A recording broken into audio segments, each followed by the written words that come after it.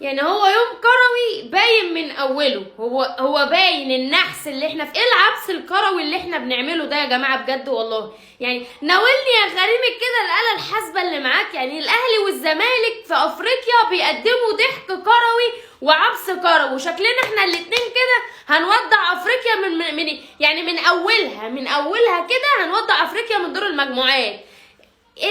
ايه ده حصلت المجموع نقطة واحدة. يعني النقطة دي هنعمل بيها ايه؟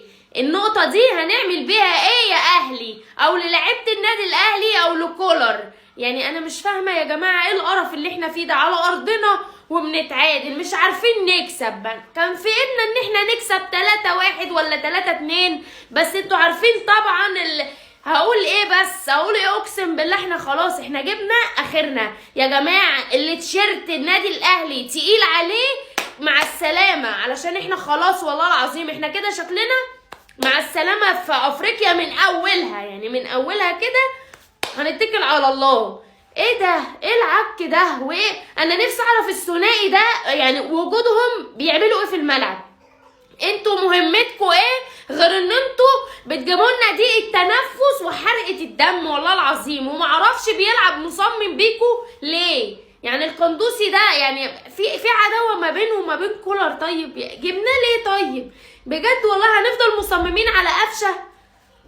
انا تعبت والله العظيم. احنا كجمهور الاهلي جبنا اخرنا وشكلنا كده هنودع افريقيا ونيجي نعوض بقى السنه الجايه ان شاء الله. يعني انا مش فاهمه عوده سان داونز ولسه لما نروح نلعبهم على ارضهم الساعه 3 العصر شكل كده الخماسيه هتتعاد تاني بالمنظر ده بالدفاع ده. اقسم بالله احنا عندنا دفاع عايز دفاع يدافع عنه. ايه ده بجد. والنادي الاهلي من غير مهاجم خلاص ضايع. النادي الاهلي من غير مهاجم ضايع يا جماعه والله العظيم 3. ومحمد هاني ايه اللي يلعب ضربه جزاء؟ هو محمد هاني يعني عشان سجل ضربة جزاء خلاص معلول عندك، حسين الشحات عندك، ايه محمد هاني؟ انا تعبت يا جماعة والله العظيم 3. انا تعبت وشكلنا كده هنودع افريقيا والله. السنة الجاية بقى ان شاء الله نبقى نكسب الماتش الجاي مع القطن الكاميروني. وهل هنكسب ولا مش هنكسب والله اعلم. السؤال ده عند لعيبة النادي الاهلي وعند كولر. النهارده ضيعنا فوز مهم جدا بسبب الغباء والقرف والعك الكروي اللي احنا بنقدمه والله العظيم يا جماعه.